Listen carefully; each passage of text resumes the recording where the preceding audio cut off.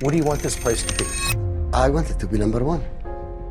Not in the region, but in the world. While most kids are begging for the latest PlayStation, royal children are deciding which of their diamond-encrusted toys to play with today. These royal kids aren't just rich.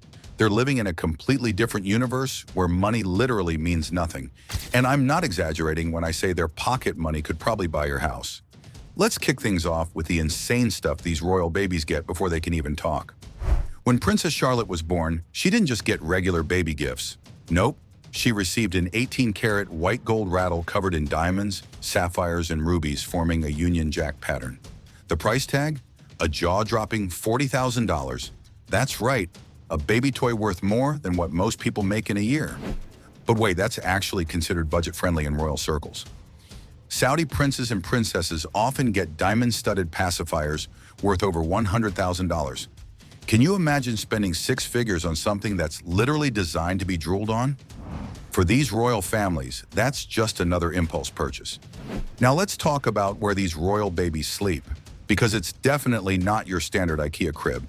The children of Qatar's Al Thani family, who by the way, are worth a mind-blowing $335 billion, sleep in custom-designed cribs plated with 18-karat gold. These sleeping quarters cost upwards of $300,000, literally more expensive than the average American home. And the mattresses? They're custom-made with materials so rare and luxurious, they probably make Egyptian cotton feel like sandpaper. But what about the nursery decor? I hear you asking, well, forget about those cute little animal stickers you put on your kid's wall. These royal nurseries feature hand-painted murals by world-renowned artists that cost hundreds of thousands of dollars. One Saudi prince reportedly paid $2 million for a ceiling mural in his newborn's room that took 6 months to complete.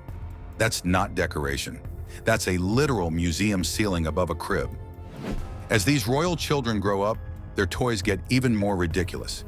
You think getting your kid a bike is a big deal? Princess Charlotte reportedly has a custom-made rocking horse worth $150,000. with real diamond eyes and a mane made from actual Arabian stallion hair. I'm not kidding. This rocking horse is worth more than most people's retirement accounts. But that's nothing compared to what Middle Eastern royal kids get. The young princes of Saudi Arabia don't play with Hot Wheels. They drive miniature versions of their parents' supercars. We're talking kid-sized Bugattis and Lamborghinis that actually run, with leather interiors and custom paint jobs. These mini vehicles cost upwards of $100,000 each. And yes, they have collections of them. Because why have just one kid-sized supercar when you can have 20? One Qatari royal child, who was turning 5, remember, received a miniature Ferrari that cost $250,000. It was custom built to match his father's actual Ferrari, right down to the personalized license plate. The car even had a built-in iPad control system and could hit speeds of 25 miles per hour. Your Power Wheels could never, but the crazy spending doesn't stop at toys.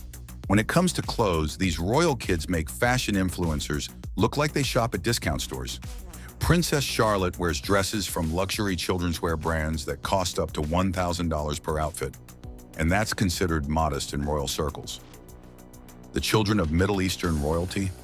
They're on a completely different level.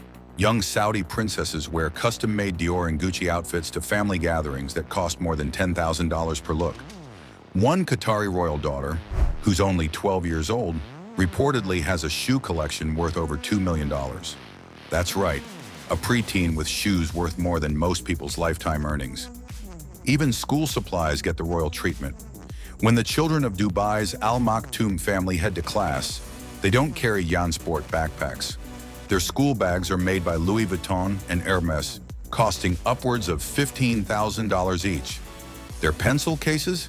Custom made by Tiffany & Company. Can you imagine losing that at school? One Saudi prince sent his son to his first day of school with a solid gold pencil case filled with diamond-encrusted pens worth $700,000. That's like buying a house and then sending it to elementary school with your kid. Transportation is another level of insanity. Forget about the family minivan.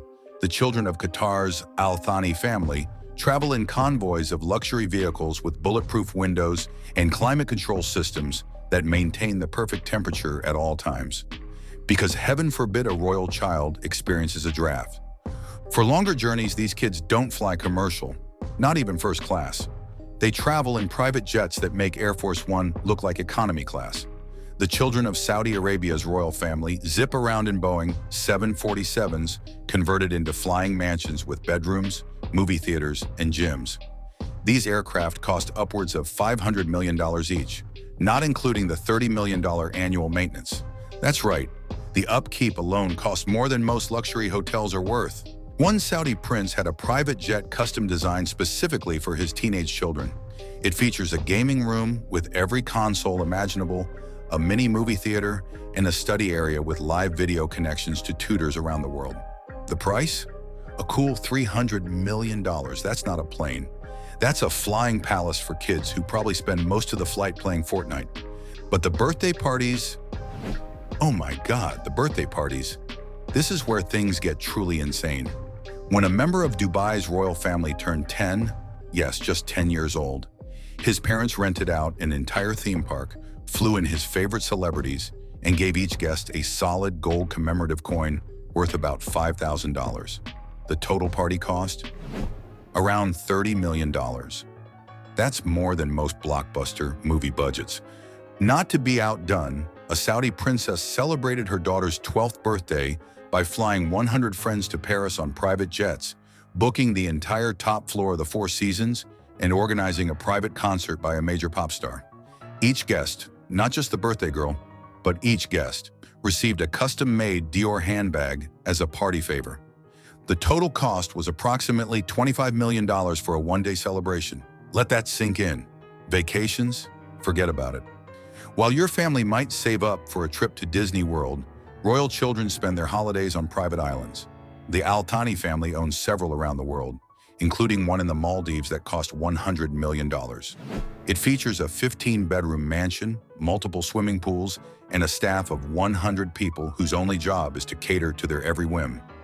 The Saudi royal kids don't just stay at luxury resorts, they buy them out completely. One Saudi prince reportedly paid $30 million to reserve an entire Maldivian resort for 2 weeks so his children could vacation in complete privacy. Imagine spending the GDP of a small nation just so your kids don't have to share a beach. For winter getaways, it's all about the Swiss Alps. But these royal kids don't stay in regular chalets or hotels. They have private compounds in places like Stade and St. Moritz, with personal ski instructors who used to be Olympic champions. One Saudi prince built a $250 million winter retreat in Switzerland just for his children to use during school breaks. That's not a vacation home. That's a small village. Even their pets live better than most humans. The children of Dubai's Al Maktoum family have exotic animals like white tigers and cheetahs as pets. These animals live in facilities that cost millions to build and maintain, with veterinarians on call 24/7. One Qatari royal child has a pet falcon that wears a diamond-encrusted hood worth $250,000. The bird lives in a temperature-controlled aviary that costs $2 million and has its own personal caretaker earning a six-figure salary. That bird literally lives better than doctors and lawyers. But here's the surprising twist. It's not all just mindless spending. Many royal children are taught the value of philanthropy from day one. The Al Thani children have established charitable foundations in their names, donating millions to causes worldwide. One young Qatari prince donated $50 million to build schools in developing countries before he was even old enough to vote. Similarly, the British royal children are raised with a sense of duty. Prince George and Princess Charlotte are already being introduced to charity work, learning that with great wealth comes great responsibility. So what's the takeaway from all this mind-boggling extravagance? While we're struggling to pay rent, these royal kids are living in a parallel universe where money has no meaning.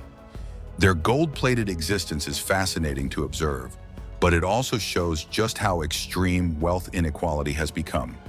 As one former royal staff member put it, these children have everything money can buy, but the wisest royal parents ensure they also learn what money can't buy: empathy, humility, and purpose. So the next time you feel guilty about splurging on a $5 coffee, just remember, somewhere out there, a royal child is probably receiving a diamond-encrusted iPhone as a party favor. And to them, that's about as exciting as getting a candy bar. It's just another day in the life of the world's wealthiest heirs. If you enjoyed this video, don't forget to subscribe to our channel for more stories like this, where we dive into the world of the rich, the powerful, and the unstoppable.